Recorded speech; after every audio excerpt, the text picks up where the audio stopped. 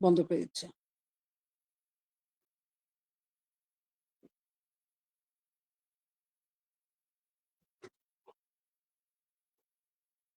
কি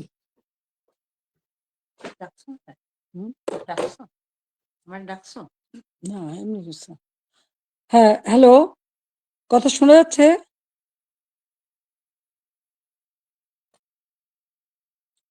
বিসমিল্লাহির রহমানির রহিম। আমি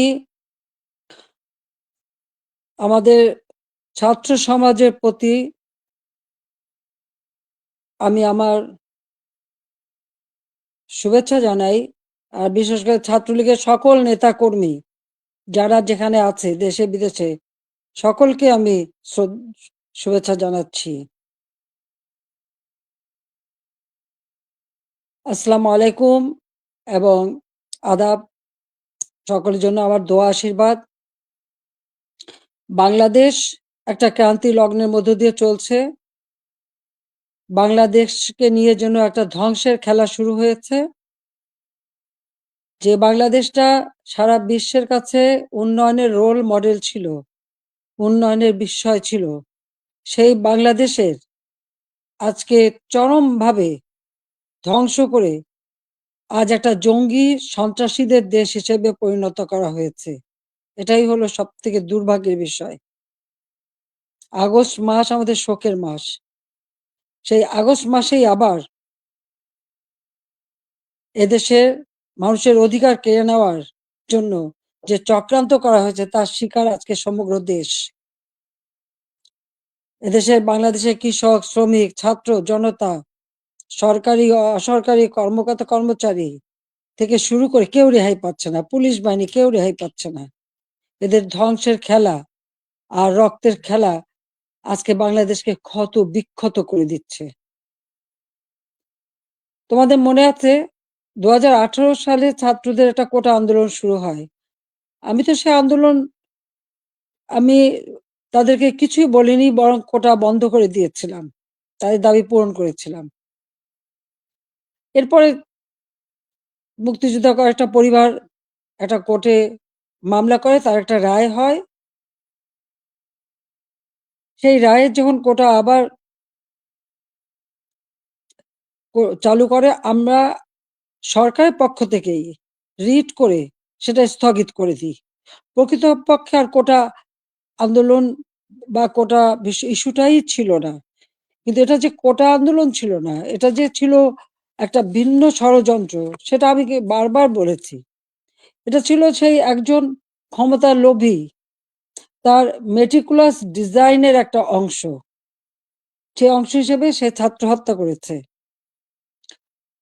জনগণকে হত্যা করেছে, আওয়ামী লীগের নেতাকর্মী হত্যা করেছে, পুলিশ হত্যা, সাংবাদিক হত্যা, সাংস্কৃতিক কর্মী হত্যা, সারা দেশটাকে ক্ষত বিক্ষত করা, অর্থনীতিকে ধ্বংস করা।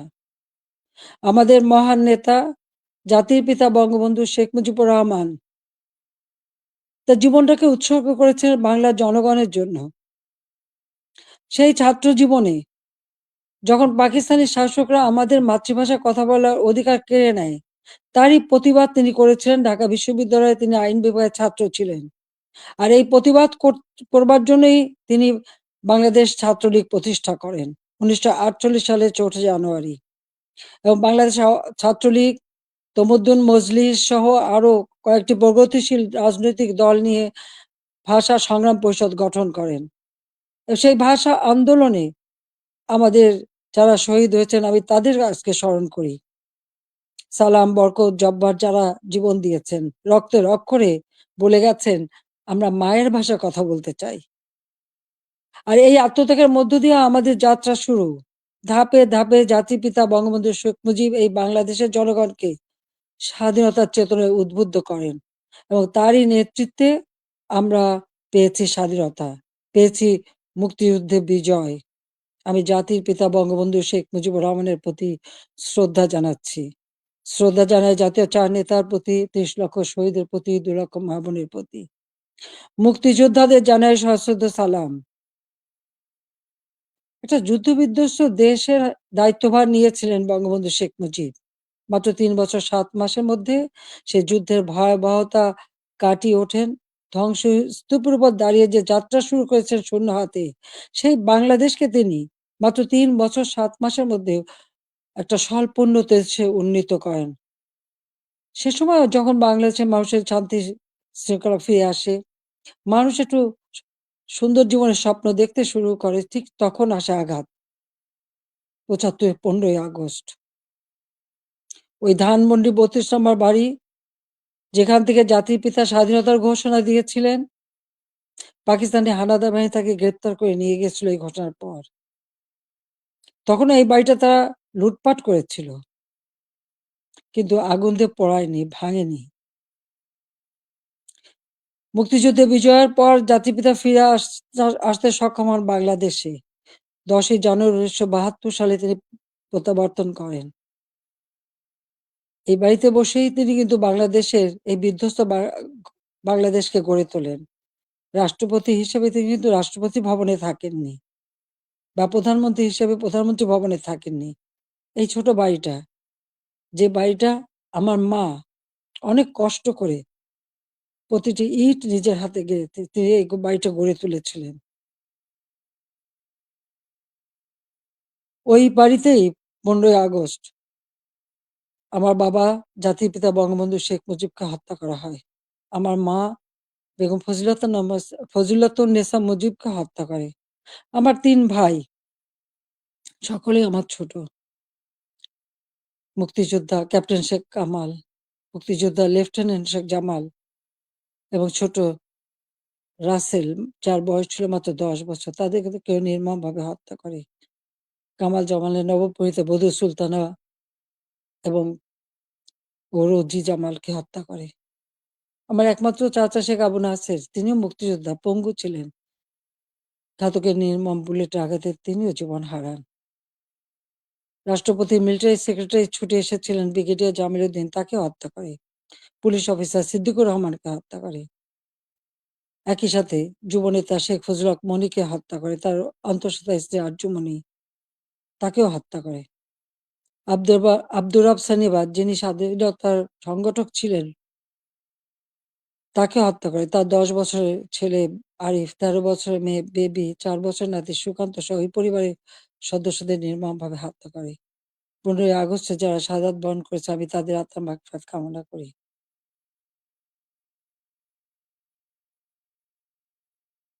বাংলাদেশের ইতিহাসের সাথে ছাত্রলীগের ইতিহাস জড়িত। জাতির পিতা বঙ্গবন্ধু শেখ মুজিব বলেছিলেন, ছাত্রলীগের ইতিহাস বাংলাদেশের ইতিহাস। প্রতিটি সংগ্রাম, মুক্তিযুদ্ধে ছাত্রলীগের অবদান রয়েছে। ৭৫-এর পর গণতান্ত্রিক অধিকার প্রতিষ্ঠার জন্য যে সংগ্রাম করি, সেখানেও শহীদের তালিকায় ছাত্রলীগের সংখ্যাটাই বেশি। বারবার আঘাত এসেছে, একের পর এক কূ হয়েছে, হত্যা, কূ, ষড়যন্ত্রের রাজনীতি শুরু হয়েছে। সেখান থেকে বাঙালি জাতিকে উদ্ধার করে আমরা এদেশে গণতন্ত্র প্রতিষ্ঠা করি। ১৫ই আগস্ট আমার ছোট বোন রেহানা আর আমি বিদেশে ছিলাম বলে বেঁচে গিয়েছিলাম। ৬টি বছর প্রবাসে আমরা কাটাই। এরপর আমি সুযোগ পাই বাংলাদেশে ফিরে আসতে, বলতে গেলে অনেকটা জোর করে ফিরে আসি। যে দেশে আমার পিতামাতার ঘাতকের দল, যাদেরকে ইন্ডেমনিটি দেওয়া হয়েছিল, তাদের বিচার করা যাবে না। অর্থাৎ আমি একজন মানুষ হিসেবে আমার বাবা, মা, ভাইয়ের বিচার চাইতে পারবো না। সেই বিচারহীনতার সংস্কৃতি ছিল বাংলাদেশে। যে দেশে গণহত্যা চালিয়েছিল পাকিস্তান হানাদার বাহিনী, গ্রামের পর গ্রাম জ্বালিয়ে পুড়ে ছারখার করেছিল। মা বোনদেরকে ধরে নিয়ে ক্যাম্পে রেখে দিনের পর দিন পাশবিক অত্যাচার করত। সেই যুদ্ধাপরাধী যাদের বিচার জাতিপিতা শুরু করেছিলেন, তাদেরকেও কিন্তু ছেড়ে দেওয়া হয়, মুক্তি দেওয়া হয়েছিল তখন। সেই অবস্থায়ও কিন্তু আমি দেশে ফিরে এসেছিলাম একটা প্রত্যয় নিয়ে, যে আদর্শ নিয়ে, যে চেতনা দিয়ে বাংলাদেশ স্বাধীন হয়েছে। যে চেতনা নিয়ে বাংলাদেশ স্বাধীন হয়েছে, সেই মুক্তিযুদ্ধের চেতনাকে বাস্তবায়ন করা। যে আদর্শ বুকে ধারণ করে লাখো শহীদ রক্ত দিয়ে দেশ স্বাধীন করেছে, সেই শহীদের মর্যাদা রক্ষা করে বাংলাদেশের মানুষের অন্ন, বস্ত্র, বাসস্থান, চিকিৎসা, শিক্ষা, মৌলিক অধিকারগুলি নিশ্চিত করে বাংলাদেশকে একটা উন্নত, ক্ষুধা দারিদ্র্যমুক্ত বাংলাদেশ গড়ে তোলা, যা জাতির পিতা বঙ্গবন্ধু শেখ মুজিবের স্বপ্ন ছিল। এবং সেই কাজে আমরা কিন্তু সাফল্য অর্জন করেছিলাম। প্রথমবার সরকারে এসে আমরা অনেকগুলি উন্নয়নের কাজ করি, এরপর আসতে পারিনি। আবার বাংলাদেশে জঙ্গি, সন্ত্রাস, দুর্নীতির দেশ হয়েছিল, প্রায় ৮টি বছর সময় নষ্ট হয়। ২০০৮-এর নির্বাচনে আওয়ামী লীগ এককভাবে ৩০০ সিটের মধ্যে ২৩৩টা সিট পায়। বাংলাদেশের মানুষের আস্থা, বিশ্বাস অর্জন করে সরকার গঠন করি। ২০০৯ সাল থেকে ২০২৪ সাল এই বাংলাদেশ উন্নয়নশীল দেশের মর্যাদা পায়, যখন আমরা জাতির পিতার জন্ম শতবার্ষিকী ২০২০ সালে এবং স্বাধীনতার সুবর্ণ জয়ন্তী ২০২১ সালে উদযাপন করি। তখনই কিন্তু বাংলাদেশ উন্নয়নশীল দেশের মর্যাদা পায় এবং জাতিসংঘ স্বীকৃতি দেয়। জাতির পিতা বঙ্গবন্ধু শেখ মুজিবের সেই ঐতিহাসিক ৭ই মার্চের ভাষণ, সে ভাষণও ইউনেস্কো বিশ্ব প্রামাণ্য দলিলে স্থান করে দেয়। কারণ যে ভাষণ পৃথিবীর বিভিন্ন দেশে সামরিক, অসামরিক নেতারা ভাষণের মধ্য দিয়ে মানুষকে উজ্জীবিত করেছে, সেই ভাষণগুলির মধ্যে প্রায় ২৫০০ বছরের সকল ভাষণের মধ্যে জাতিপিতা বঙ্গবন্ধু শেখ মুজিবের ভাষণটি সর্বশ্রেষ্ঠ ভাষণ হিসেবে গণ্য হয়। আন্তর্জাতিক প্রামাণ্য দলিলে তার স্থান পেয়েছে।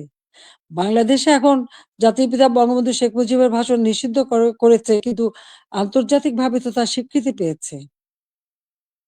২১শে ফেব্রুয়ারি সারা বিশ্বে আন্তর্জাতিক মাতৃভাষা দিবস হিসেবে স্বীকৃতি পেয়েছে, যেটা আওয়ামী লীগ সরকার এসেই আমরা সেই উদ্যোগ নিয়েছিলাম এবং ইউনেস্কো কর্তৃক সেটা স্বীকৃতি পেয়েছিল। বাংলাদেশের উন্নয়ন, এটা তো শুধু, একথা তো কেউ বলতে পারবে না যে উন্নয়নটা শুধুমাত্র আমরা একটি দলের জন্য করেছি। এই উন্নয়নটা সারা দেশের মানুষের জন্য। আমরা দেশের ছেলে মেয়েদের, আমাদের ভবিষ্যৎ প্রজন্ম, তরুণ সমাজ, যারা এদেশের একদিন কর্ণধার হবে, তাদের জন্য মানসম্মত শিক্ষার পরিবেশ আমরা তৈরি করেছিলাম। যেখানে ছিল অনবৎ সেশন জট। সেখান থেকে মুক্ত করে আমরা শিক্ষার পরিবেশ তৈরি করি। সাথে, সাথে ব্যাপকভাবে যাতে তরুণ সমাজের কর্মসংস্থান সৃষ্টি হয় তার জন্য আমি সমস্ত কিছু বেসরকারি খাতে উন্মুক্ত করে দিই। আমাদের দেশে মাত্র একটা টেলিভিশন ছিল, একটা রেডিও ছিল। কোনো মোবাইল ফোন ছিল না, ডিজিটাল ফোন ছিল না। ডিজিটাল বাংলাদেশ গড়ে তোলা এবং টেলিভিশন, রেডিওকে বেসরকারি খাতে উন্মুক্ত করে দেওয়া।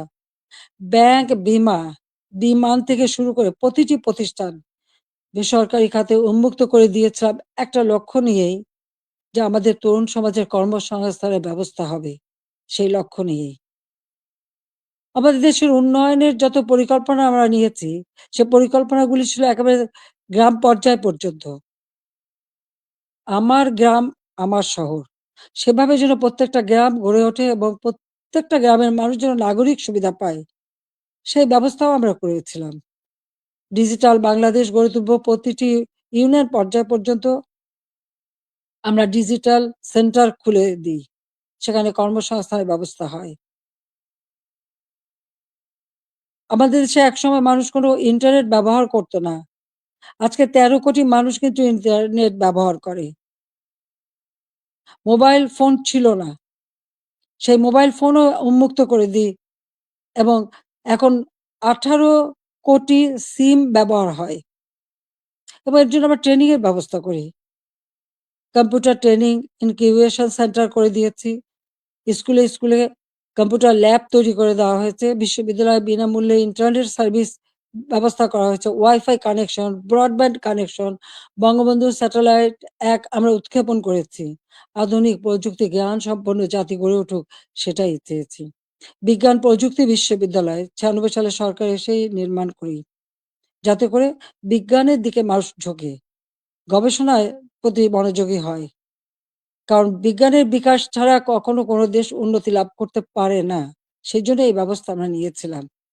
এরপরে টেক্সটাইল বিশ্ববিদ্যালয়, ফ্যাশন ডিজাইন বিশ্ববিদ্যালয়, ডিজিটাল বিশ্ববিদ্যালয়, ইসলামিক আরবি বিশ্ববিদ্যালয়, আ এভিয়েশন এবং আম এয়ারোস্পেস বিশ্ববিদ্যালয় থেকে শুরু করে কৃষি বিশ্ববিদ্যালয়, বহুমুখী বিশ্ববিদ্যালয় আমরা করে দিয়েছি। মেডিকেল বিশ্ববিদ্যালয়, সবগুলি কিন্তু আওয়ামী লীগের করা, আওয়ামী লীগের হাতে গড়া।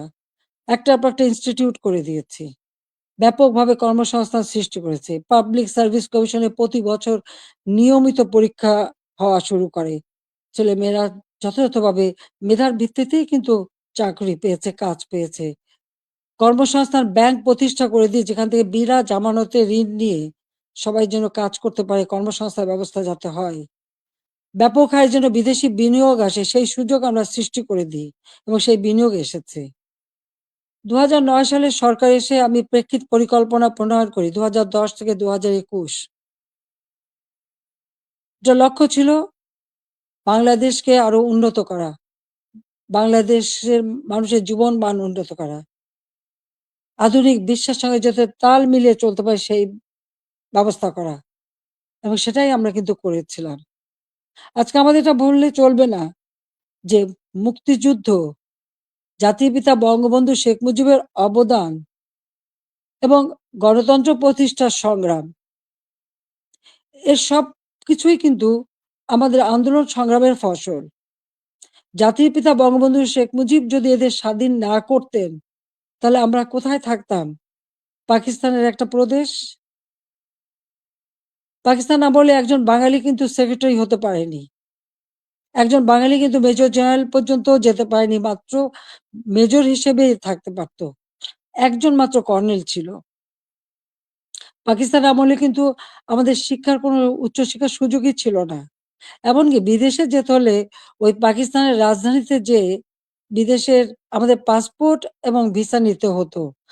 আন্তর্জাতিক ফ্লাইট করাচি থেকে নিতে হতো। সেটা আমার নিজের অভিজ্ঞতা আছে। ৬৯ সালে যখন আমি বিদেশে যাই, ওই করাচিতে যেয়ে থেকে ভিসা নিয়ে তারপর যেতে হয়েছে। কিন্তু দেশ স্বাধীন হবার পরে তো সেটা ছিল না। আমদানি-রপ্তানি ব্যবসা পূর্ববঙ্গে কেউ করতে পারত না। ওই পাকিস্তানে যেয়েই করতে হতো। কিন্তু আমরা স্বাধীনতা অর্জন করতে পেরেছি বলেই সকল সুযোগ আমরা পেয়েছি। আমাদের ছেলেমেয়েরা উচ্চ শিক্ষার সুযোগ পেয়েছে। আমাদের মুক্তিযুদ্ধের ইতিহাস, আমাদের গৌরবের ইতিহাস, আমাদের বিজয়ের ইতিহাস। এই ইতিহাস কেউ মুছে ফেলতে পারবে না। আমি জানি এটা মুছে ফেলার চেষ্টা হচ্ছে। সংবিধানকে ধ্বংস করা, জাতীয় পতাকা ধ্বংস করা, অনেক চেষ্টাই করা হয়েছে। কিন্তু লাখো শহীদের রক্তের বিনিময়ে যে পতাকা পেয়েছি, যে সংবিধান পেয়েছি, যে স্বাধীনতা পেয়েছি, তা ওই কয়েকজন বুলডোজার দিয়ে ভেঙে গুঁড়িয়ে দেবে এ শক্তি তাদের হয়নি এখনো। এটা তাদের দুর্বলতার প্রকাশ। তারা একটা দালান ভাঙতে পারে, কিন্তু ইতিহাসকে তারা ধ্বংস করতে পারে না। ইতিহাস কিন্তু তার প্রতিশোধ নেয়, এটাও তাদের মনে রাখতে হবে। একবার মুছে ফেলা হয়েছিল ৭৫ পর, এরপরে আবার এখন শুরু। যারা এটা করছে তারা তাদের হীনমন্যতার পরিচয় দিচ্ছে। তাদের কাছে বোধহয় বাংলাদেশের স্বাধীনতাটা পছন্দ হয় না, ওই পাকিস্তানিদের মানে অধীনে থাকা আর তাদের পদলেহন করাটাই তাদের বোধহয় পছন্দ। আজকে অন্তত আমরা বলতে পারি, জাতির পিতা স্বাধীনতার পর যুদ্ধ বিধ্বস্ত দেশ যখন গড়ে তোলেন, তখনও কিন্তু ছাত্রছাত্রীদের বিনামূল্যে বই দিতেন, বিনামূল্যে কাপড় চোপড় দিয়েছেন, প্রত্যেক বাড়ি বাড়ি ত্রাণ সামগ্রী পৌঁছে দিয়েছেন। বাংলাদেশের মানুষের কল্যাণে তিনি কাজ করে দিয়ে গেছেন এবং পথ দেখিয়ে দিয়ে গেছেন। আর তারই পদাঙ্ক অনুসরণ করে আমরা বাংলাদেশ পরিচালনা করে বাংলাদেশকে কিন্তু উন্নত করেছি। আজকে আমরা বিনামূল্যে পাঠ্য পুস্তক দিতাম ১লা জানুয়ারি। আবার প্রশ্ন, এবছরে কেন এখনো বই দিতে পারলো না? ফেব্রুয়ারি মাস শুরু হয়ে গেছে, এখনো বই দিতে পারেনি। অথচ কোভিডের সময় যখন অর্থনৈতিক মন্দা বিশ্বব্যাপী, তখনও আমরা ঠিক ১লা জানুয়ারি আমাদের শিক্ষার্থীদের হাতে বই তুলে দিয়েছিলাম সময় মতো। তাদের পড়াশোনা, স্কুলে যাওয়া বন্ধ ছিল, অনলাইনে পড়াশোনা করা বা টেলিভিশনের মাধ্যমে একটা ক্লাসগুলি সেটা তুলে ধরা তাদের কাছে। ঘরে বসে আমার ঘর আমার স্কুল, এই কর্মসূচি বাস্তবায়নের মাধ্যমে পড়াশোনা যাতে অব্যাহত থাকে সেই ব্যবস্থাই আমরা করে দিয়েছিলাম। প্রত্যেকটা শিক্ষা প্রতিষ্ঠান একেবারে প্রাইমারি লেভেল থেকে নিয়ে শুরু করে সবগুলি কিন্তু উন্নতি আমরা করেছি। মাদ্রাসার শিক্ষার উন্নতি করেছি, স্বীকৃতি দিয়েছি, কমই মাদ্রাসাকেও আমরা স্বীকৃতি দিয়েছি এবং অনেক মাদ্রাসা আমরা সরকারিকরণ বা সেগুলি আমরা যাতে আমাদের সব রকম সহযোগিতা পায় সেই ব্যবস্থাও আমরা করে দিয়েছি। আমাদের শিক্ষা যাতে কোনো মতে ক্ষতি না হয়, প্রত্যেকটা ছেলেমেয়ে যাতে স্কুলে যেতে পারে, প্রাইমারি শিক্ষা আমরাই প্রতিষ্ঠিত করি এবং সেই সাথে সাথে মায়ের নামে আমরা একটা বিশেষ অনুদান পাঠাতাম বাচ্চাদের স্কুলে পাঠানোর জন্য। উপবৃত্তি দেওয়া, বৃত্তি দেওয়া এবং উচ্চশিক্ষার সুযোগ করে দেওয়া, সেই পদক্ষেপ আমরা নিয়েছিলাম যাতে আমাদের গরিব মেধাবী ছেলে মেয়েরা যথাযথভাবে পড়াশোনা করতে পারে, সেই সুযোগটা আমি করে দিয়েছিলাম। ৪ কোটির উপর শিক্ষার্থী এই সুযোগ পেত। এমনকি বঙ্গবন্ধু মেমোরিয়াল ট্রাস্ট, আমরা যখন দেশে ফিরে আসি ওই বাড়িটি আমরা তো ব্যক্তিগত কাজে ব্যবহার করিনি। ৩২ নম্বরের বঙ্গবন্ধু ভবন আমরা ২ বোন জনগণকে দান করে দিয়েছিলাম বঙ্গবন্ধু মেমোরিয়াল ট্রাস্ট করে, এবং সেখানে একটি মিউজিয়াম করেছিলাম সেই স্মৃতি রক্ষার জন্য। আর সেই ট্রাস্টের মাধ্যমে ছাত্রছাত্রীদের আমরা বৃত্তি দিতাম, কম করে হলেও ৫০০ টাকা, উপরে ২০০০ টাকা। মেডিকেল ইঞ্জিনিয়ারিং পর্যন্ত যারা পড়তো সকলের জন্য এই বৃত্তি উন্মুক্ত ছিল। ১৮০০ শিক্ষার্থীকে আমরা বৃত্তি দিতাম। তাছাড়া অনেক দুস্থ এবং গ্রেনেড হামলা আহত নিহত পরিবার, তাদেরকে মাসোহারা দিতাম। কোভিডের সময় এই বঙ্গবন্ধু মেমোরিয়াল ট্রাস্ট থেকেই ৫ কোটি টাকা দিয়ে আমি ফান্ড করে দিয়েছিলাম প্রাইম মিনিস্টার অফিসে, যেখান থেকে কোভিডে যারা আক্রান্ত তাদের সহযোগিতা করা। আমরা ভূমিহীন গৃহহীনদের ঘরবাড়ি করে দিই। বঙ্গবন্ধু মেমোরিয়াল ট্রাস্ট থেকে ৫ কোটি টাকা দিয়ে আমি বিশেষ তহবিল গঠন করে দিই, যেখানে জমি পাওয়া যেত না, সেই জমি ক্রয় করে ভূমিহীন গৃহহীন মানুষকে ঘরবাড়ি করে দেওয়া। যাদের ঠিকানা ছিল না, তাদের আমি ঠিকানা দিয়েছিলাম। এমনকি এই আশ্রয়ণ প্রকল্পের থেকে পুলিশের চাকরিও পেয়েছে আমাদের অনেক ছেলেমেয়ে। কারণ তাদের ঠিকানা হয়েছিল। আগে তাদের ঠিকানা ছিল না। 58টা জেলা ভূমিহীন গৃহহীন মুক্ত করেছিলাম। আমাদের লক্ষ্য ছিল যে আমরা সমগ্র জেলায় কোনো মানুষ ভূমিহীন গৃহহীন থাকবে না, সকলের একটা মর্যাদা থাকবে। ঢাকা শহরে বস্তিবাসীর জন্য আমি ফ্ল্যাট বাড়ি নির্মাণ করে সেখানে তাদের থাকার ব্যবস্থা ভাড়া ভিত্তিক, বস্তিতে যে ভাড়া দিত সেই ভাড়া দিয়েই থাকতে পারে সেই ব্যবস্থা করেছি। আমাদের দেশের যারা সুইপার, হরিজন, দলিত শ্রেণী তাদেরকে ফ্ল্যাট বাড়ি নির্মাণ করে দিয়েছি এবং আমাদের বেদে, কুষ্ঠরোগী, হিজড়া প্রতিটি অনগ্রসর যারা তাদের জন্য বিনামূল্যে ঘর এবং তাদের জীবন জীবিকার ব্যবস্থা আমরা করে দিয়েছি। বাংলাদেশে আমি যখন 96 সালে সরকার গঠন করি মাত্র 1600 মেগাওয়াট বিদ্যুৎ ছিল। আমি 4300 মেগাওয়াটে উন্নীত করেছিলাম। কিন্তু পরবর্তীতে 8 বছর পর যখন আবার সরকারে আসি তখন পেয়েছিলাম মাত্র 3200 মেগাওয়াট। আমরা উদ্যোগ নিই, ঘরে ঘরে বিদ্যুৎ দেব, প্রতিটি ঘর আলোকিত করব। আমাদের কথা রেখেছি। প্রত্যেক ঘরে ঘরে আমরা বিদ্যুৎ পৌঁছে দিয়েছিলাম, প্রতিটি ঘর আলোকিত করেছিলাম। আমাদের লক্ষ্য ছিল যে একটি মানুষও কুঁড়ে ঘরে বাস করবে না, নিদেন পক্ষে একটা টিনের ঘরেও হলেও তাদের দেব। সেটা কিন্তু আমরা দিতে পেরেছি এবং এর পরবর্তীতে এসে সেমি পাকা ঘর আমরা দিয়ে দিয়েছি, যাতে মানুষ বাঁচতে পারে। খেলাধুলায় আরো আগ্রহী যাতে হয়, ক্রিকেট টেস্ট ম্যাচ সেটাও আমার সময় অর্জন করা এবং সেই সঙ্গে সঙ্গে তাদের ট্রেনিং করানো। ক্রিকেট, ফুটবল বা দেশীয় খেলা, হকি, প্রত্যেকটা খেলার সুযোগ আমরা করে দিয়েছি এবং ছেলেমেয়ে উভয়ই সুযোগ পেত। আমাদের সে প্রাইমারি স্কুলে মেয়েদের জন্য বঙ্গমাতা গোল্ড কাপ টুর্নামেন্ট এবং ছেলেদের জন্য বঙ্গবন্ধু শেখ মুজিব গোল্ড কাপ টুর্নামেন্টের মাধ্যমে সেই ছোট্টবেলার থেকে যাতে তারা খেলতে পারে সেই ব্যবস্থা আমরা করে দিয়েছি। আজকে কি দুর্ভাগ্য আমাদের! আমাদের মেয়েরা ফুটবল খেলতে যেয়ে সারা অনেক দেশ থেকে কিন্তু তারা জয়ী হয়ে এসেছে, বাংলাদেশের সুনাম করে এসেছে। আজকে আমাদের দেশে তারা খেলতে পারছে না। কেন? মেয়েদের খেলার অধিকার নাই কেন? সেটা আমার প্রশ্ন। তাদেরকে কেন বাধা দেওয়া হলো? যারা এই বাধা দেন তারা কি ভুলে যান? আমাদের নবী করিম সাল্লাল্লাহু আলাইহি ওয়াসাল্লাম যখন ইসলাম ধর্ম প্রচার করেন, তখন কে ১ম ইসলাম ধর্ম গ্রহণ করেছিল? ইসলাম ধর্ম গ্রহণ করেছিল একজন নারী। তিনি বিবি খাদিজা। তিনি ১ম ইসলাম ধর্ম গ্রহণ করেন।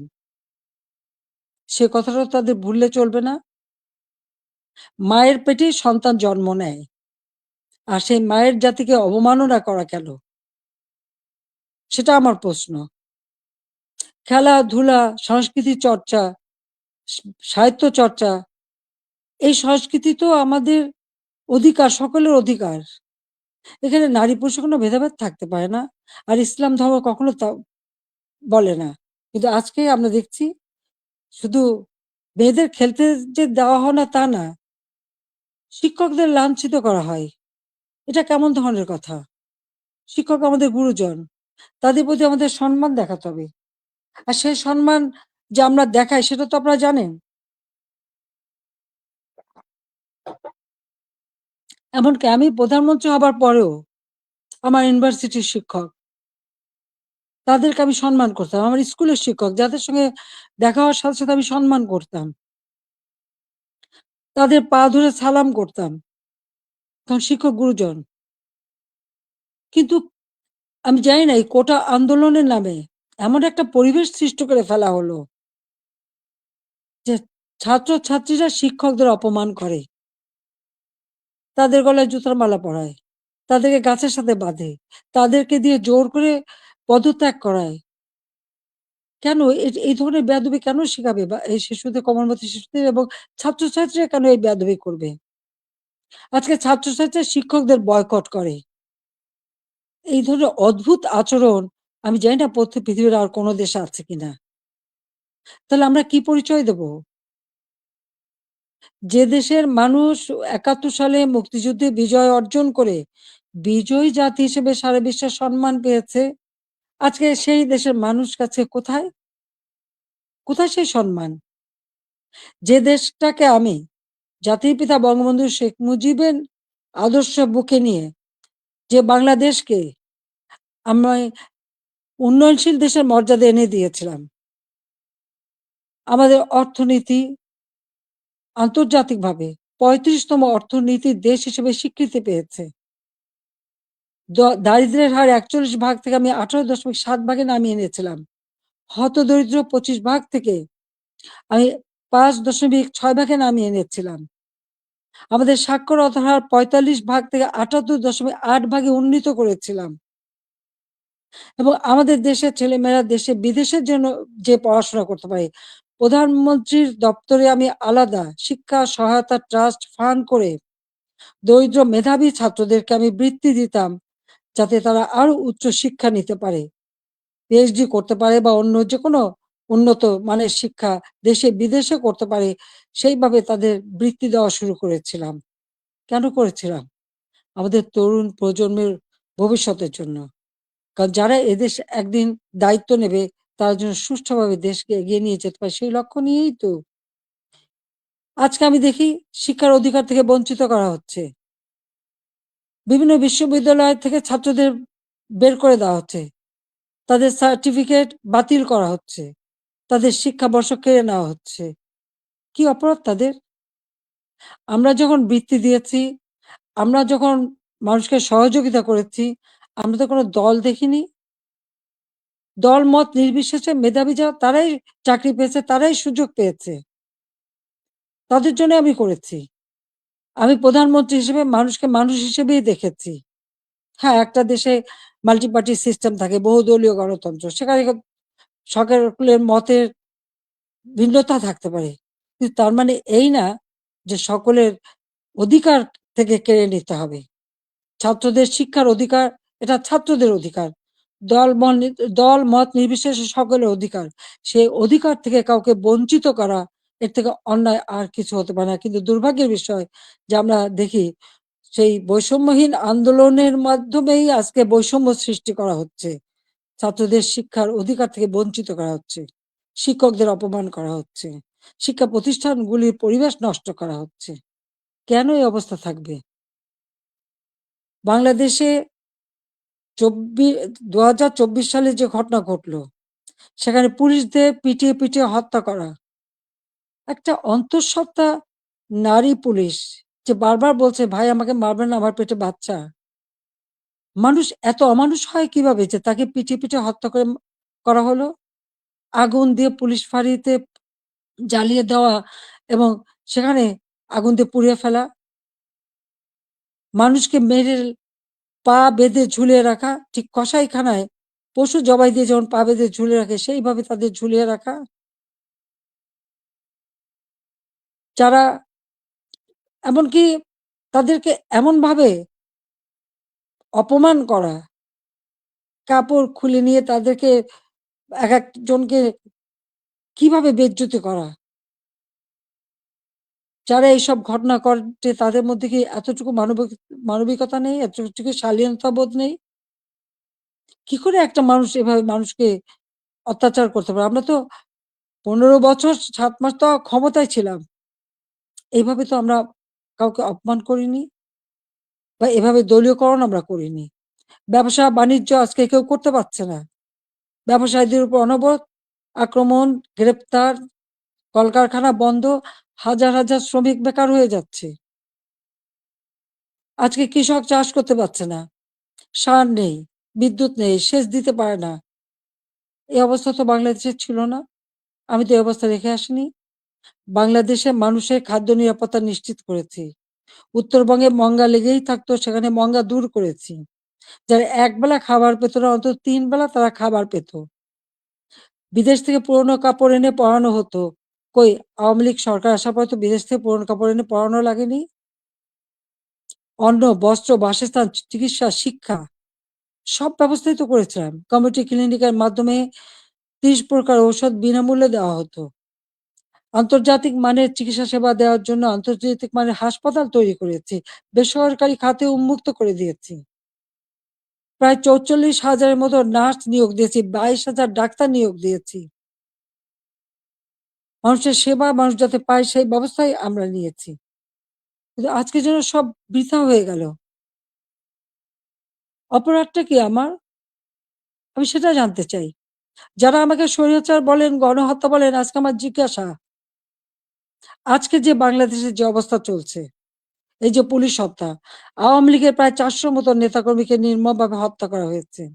হাত কেটে, পা কেটে, গলা কেটে হত্যা করা। ছাত্র, যুবক, মহিলা কেউ তো ছাড়া পাচ্ছে না। ছেলেকে পায় না বলে মাকে গ্রেপ্তার করা, মাকে গাছের সাথে বেঁধে অপমান করা, জায়নামাজের উপরে কুপিয়ে মারা অথবা আগুন দিয়ে পুড়িয়ে ফেলা। এ কি বর্বরতা? এ কোন ধরনের বর্বরতা? তো এরা কারা? এরা কি গণহত্যাকারী না? এরা কি স্বেচ্ছাচারী না? একজন যাকে সবথেকে বেশি সহযোগিতা আমি করেছিলাম, গ্রামীণ ব্যাংকের ম্যানেজারের পদ, ৬,০০০ টাকা বেতনের চাকরি ৯০ সালে পেয়েছিলেন। আমি ৯৬-তে সরকার আসার পরে এই গ্রামীণ ব্যাংকে ৪০০ কোটি টাকা দিয়ে এই গ্রামীণ ব্যাংকটাকে আমি দাঁড় করিয়ে দিই। শুধু তাই না, গ্রামীণ ফোনের ব্যবসাটাও ওই ডক্টর ইউনূসকে দিয়েছিলাম। আমার কাছে বারবার ধর্ণা দিয়েছিল। বলেছিল ওখান থেকে যে লাভ হবে সেই লাভের অংশ যাবে গ্রামীণ ব্যাংকে। তা কিন্তু যায়নি। বরং এগুলি বেচেই খেয়েছে, মানি লন্ডারিং করেছে, দুর্নীতি করেছে এবং তার ক্ষমতার লোভ আজকে বাংলাদেশকে ধ্বংসের দিকে নিয়ে এসেছে। একটি মানুষের ক্ষমতার লোভ বাংলাদেশকে জ্বালিয়ে পুড়ে ছারখার করে দিচ্ছে। তার মধ্যে কি এতটুকু মনুষ্যত্ব বোধ নেই? কৃতজ্ঞতা বোধ নেই? যেই তার উপকার করে তার উপরেই, তার মাথায় আঘাতটা করতে হবে। কেন? ক্ষুদ্র ঋণ আন্তর্জাতিকভাবে স্বীকৃত ছিল না। এই ডক্টর ইউনূসেরই অনুরোধে আমি নিজে তার সম্মেলনে উপস্থিত হই, যেখানে স্পেনের রানী কুইন সোফিয়া এবং হিলারি ক্লিন্টন তারা উপস্থিত হন। আমি উপস্থিত ছিলাম বলে প্রধানমন্ত্রী হিসেবে, এবং ক্ষুদ্র ঋণ জাতিসংঘে যাতে স্বীকৃতি পায় সে ব্যবস্থাও আমি করেছিলাম। কিন্তু কত বড় বেইমান মুনাফিক যে তার ক্ষমতা লোভ এমন পর্যায়ে চলে গেল যে সে আমাকে আর রেহানাকে হত্যা করার পর্যন্ত পরিকল্পনা করলো, এবং তার বক্তৃতায় তিনি ধরা পড়ে গেছেন। বিল ক্লিন্টনের ফাউন্ডেশনে সে মোটা টাকা দেয়। আমাদের দেশে কোনো দুর্যোগ দুর্বিপাকে কোনোদিন মানুষকে এক পয়সা সাহায্য করেনি, কিন্তু সেখানে তিনি মোটা টাকা দিয়েছিলেন। আপনারা দেখেছেন গত সেপ্টেম্বর মাসে জাতিসংঘ যখন যায় সেখানে বিল ক্লিন্টন ফাউন্ডেশনে দাঁড়িয়ে ইউনূস সাহেব কি বক্তৃতা দিলেন? যে এই আন্দোলন, কোটা আন্দোলন, এটা কোনো ছাত্র জনতার আন্দোলন ছিল না। এটা ছিল তার মেটিকুলাসলি ডিজাইনড আন্দোলন, যা তার মাস্টার মাইন্ডের মাধ্যমে করা। ওই মাহফুজ আলমকে তার পরিচয় করে দিয়েছিল মাস্টার মাইন্ড হিসেবে। তার অর্থটা কি? ছাত্রদেরকে বিভ্রান্ত করা হয়েছে। আমাদের ছাত্ররা কোমলমতি, তারা ঠিক কোনটা সঠিক সবসময় তো বুঝতে পারে না, তারা ঝুঁকে চলে এসেছে। আবার আর একজন সমন্বয়ক বলল কি, গণভবন আক্রমণের আগে বেশি ছাত্র পায়নি, তাই ফলস আইডি কার্ড করে ভুয়া ছাত্র বানিয়ে নিয়ে এসেছিল। তার মানে এদের উদ্দেশ্যটা কি ছিল? আমি আজকে জাতির কাছে এটা জানতে চাই, এবং জাতির কাছে আমি বলবো, 15ই আগস্ট আমরা 2 বোন বেঁচে গিয়েছিলাম, এটাই কি আমাদের অপরাধ? বাবা, মা, ভাই সব হারিয়েছিলাম। সব হারিয়েও সেই শোক ব্যথা বুকে নিয়েও ফিরে এসেছি বাংলাদেশের মানুষের কাছে। কেন? আমি দেখেছি একটার পর একটা কূপ হচ্ছে, মুক্তিযোদ্ধাদের হত্যা করা হচ্ছে, গণতান্ত্রিক অধিকার নেই, পেটে ভাত নেই, প্রতিনিয়ত দুর্ভিক্ষ, চারিদিকে হাহাকার। যে বাংলাদেশ জাতির পিতা স্বাধীন করেছিলেন, দুঃখী মানুষের মুখে হাসি ফোটাবেন, মানুষের ক্ষুধার অন্ন যোগাবেন, সকল মৌলিক অধিকার নিশ্চিত করবেন, সেই বাংলাদেশে প্রতিনিয়ত এই ক্ষমতার লড়াই, একটা অশান্ত পরিবেশ। বাংলাদেশের মানুষের আর্থসামাজিক উন্নয়ন করবার জন্যই আমি এসেছিলাম, এবং আমি তা করেছি। কই, আমরা নিজের জন্য তো কিছু করিনি। আমাদের ছেলে মেয়ে, 5টা ছেলে মেয়ে, রানার আমার, তারা চাকরি করেছে, পড়েছে, লেখাপড়া শিখেছে। অক্সফোর্ড, হার্ভার্ড, এলএসসি অথবা লন্ডন স্কুল, বিভিন্ন জায়গা থেকে তারা ডিগ্রি পেয়েছে। তারা নিজেদের যোগ্যতায় ডিগ্রি নিয়েছে। তাদের জন্য তো আমি কিছু করিনি। তারা নিজেরা লেখাপড়া শিখে নিজের পায়ে দাঁড়িয়েছে। আমি তাদের একটা কথাই আমরা ২ বোন বলেছি আমাদের ছেলেমেয়েদেরকে যে, "তোমাদের জন্য কোনো সম্পদ রেখে যেতে পারবো না। তোমাদের শিক্ষাটাই হবে তোমাদের একমাত্র সম্পদ।" এবং তারা তাই করেছে। সেভাবেই তারা লেখাপড়া শিখে সেইভাবেই জীবনযাপন করে। আমি তো আমার নিজের জন্য কিছু করতে যাইনি। একমাত্র ৩২ নম্বর বাড়িটা, সেটাও তো আমি জনগণকে দান করে দিয়েছি আমরা ২ বোন। হ্যাঁ, জাতির পিতা পরিবারের নিরাপত্তা দেওয়ার জন্য একটা আইন করা হয়েছিল। সেই সূত্রে একটা বাড়ি রেহানাকে থাকতে দেওয়া হয়েছিল। আর আমার স্বামী, তিনিও চাকরিজীবী নিউক্লিয়ার সায়েন্টিস্ট ছিলেন। তার একটা বাড়ি ৫ নম্বরে, যেটা জয়পুতুলের। আজকে সেই বাড়িও পুড়িয়ে দেওয়া হয়েছে। রেহানার বাড়িও লুট করা হয়েছে। আর গণভবন তো সরকারি, সেটা ভাঙাচোরা, লুটপাট, ২ হাতে লুট করা হয়েছে। এমনকি ডক্টর ইউনূস নিজেই ওখানে চলে গেছেন তার সমন্বয়কদের সাথে নিয়ে, উপদেষ্টাদের সাথে নিয়ে। তিনিও বোধহয় লুটপাট করতে গিয়েছিলেন। আর ৩২ নাম্বার, এটা তো আমরা কোনো ব্যক্তিগতভাবে ব্যবহার করিনি। মিউজিয়াম সারা বিশ্বের অনেক বড় বড় নেতারা এসেছেন, রাষ্ট্রপ্রধান এসেছেন, সরকার প্রধান এসেছেন, ওই বাড়ি ভিজিট করেছেন। আজকে সেই বাড়িটা ভেঙে ফেলা হচ্ছে। কেন? বাড়িটার কি অপরাধ? ওই বাড়িটাকে কেন এত ভয়? আমি দেশের মানুষের কাছে আজকে বিচার চাই। আমি দেশের জনগণের কাছে বিচার চাই। বলুন আপনারা, আমি কি আপনাদের জন্য কিছুই করিনি? আমি কি আপনাদের অন্ন, বস্ত্র, বাসস্থান, চিকিৎসার ব্যবস্থা করে দেইনি? আপনাদের ঘরে আলো জ্বালিনি? আপনাদের ছেলেমেয়ের লেখাপড়া শিক্ষার ব্যবস্থা করিনি? রাস্তাঘাট, পুল, ব্রিজ করে আপনাদের যোগাযোগের ব্যবস্থা, কর্মসংস্থানের ব্যবস্থা করে দেয়নি? তাহলে কেন এই অপমান? কেন এই বাড়িটা ভাঙা হবে? এই বাড়ি থেকে তো স্বাধীনতার ঘোষণা দিয়েছিলেন জাতির পিতা। আর স্বাধীন দেশ হয়েছিল বলেই তো আজকে বাংলাদেশ এত উন্নত হয়েছে। তাহলে এই বাড়ি কারা ভাঙে? আমি আপনাদের কাছে, দেশের জনগণের কাছে এই বিচার চাই। আমি ছাত্র সমাজের কাছেও এটা বলব যে, যারা বিভ্রান্ত করে তোমাদেরকে বিভ্রান্তির পথে নিয়ে গিয়েছিল, ওই সাধারণ ছাত্রছাত্রীদের প্রতি তো আমাদের কোনো রাগও নেই, কোনো অভিযোগও নেই। কারণ আমি জানি তোমাদের এই বয়সটাই এরকম। কিন্তু সকলে তো এর মধ্যে ঢোকেনি তো। যারা আজকে এই ধরনের ধ্বংস করছে, যারা মানুষ হত্যা করেছে, তারা তো খুনি হিসেবে চিহ্নিত হবে। এখানে সাধারণ ছাত্রছাত্রীদের কোনো দায়বদ্ধতা নেই। কাজে আমি মনে করি যে এর থেকে সাধারণ ছাত্রছাত্রীদের দূরে থাকা ভালো। এদের এই ধ্বংসযজ্ঞে যেন অংশ না নেয়। বরং লেখাপড়ার পরিবেশ ফিরে আসুক, আরো উন্নত জীবন তোমরা পাও, আমি সেই দোয়াই করি। কিন্তু যে ইতিহাস আমাদের রক্তের অক্ষরে লেখা, সেই ইতিহাস ভুললে পরে নিজেদের অস্তিত্ব থাকবে না। সেই ইতিহাস ভুললে পরে আমরা বিশ্বে মাথা তুলে দাঁড়াতে পারবো না, চলতে পারবো না। ১৫ই আগস্টের পরে আমরা পারতাম না। খুনের জাতি হিসেবে পরিচিত ছিল এই দেশ। ভিক্ষার জাতি হিসেবে পরিচিত ছিল। প্রাকৃতিক দুর্যোগের দেশ হিসেবে পরিচিত ছিল। আমি সেখান থেকে বাংলাদেশকে উন্নত করে উন্নয়নের রোল মডেল হিসেবে সারা বিশ্বে বাংলাদেশের সম্মান নিয়ে এসেছিলাম।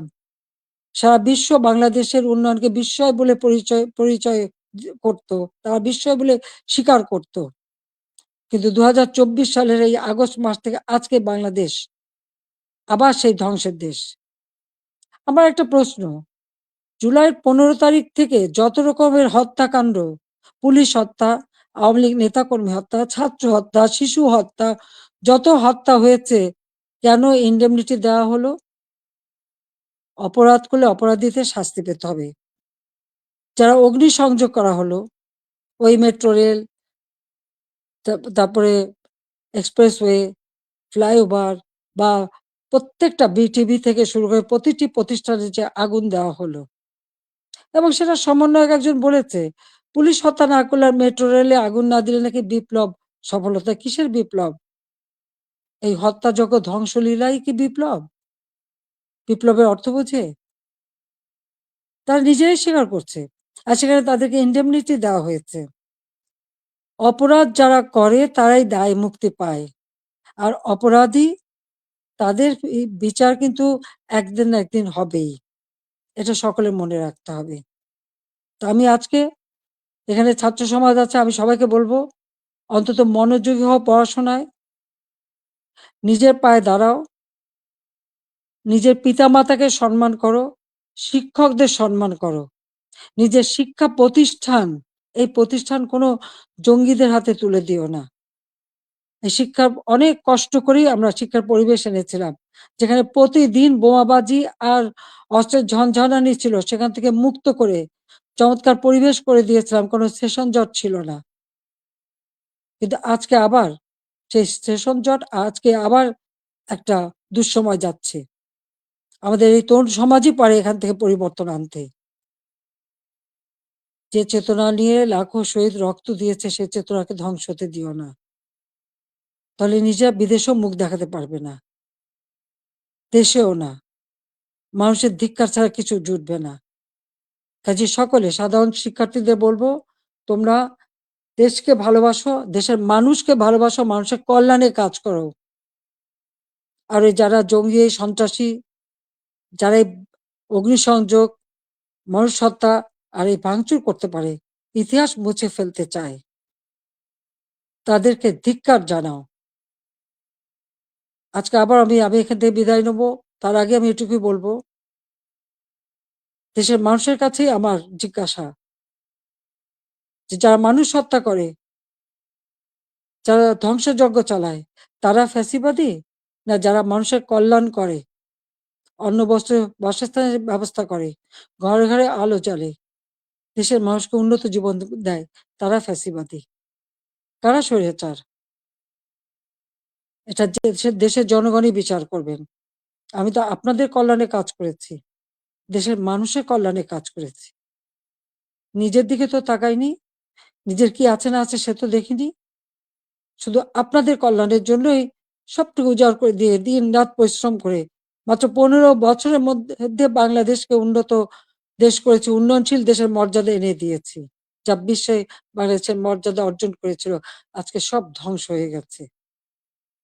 তবে আমি এটুকু আশাবাদী, হ্যাঁ,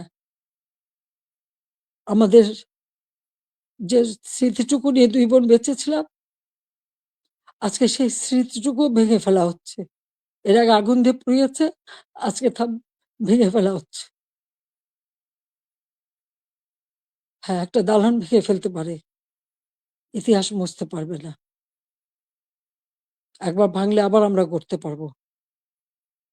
এই বাংলাদেশ আবার মাথা তুলে দাঁড়াবে। বাংলাদেশের মানুষ আবার বিশ্ব দরবারে মাথা উঁচু করে দাঁড়াবে। আল্লাহ যখন বাঁচিয়ে রেখেছেন, তো নিশ্চয়ই আমার কিছু কাজ বাকি আছে।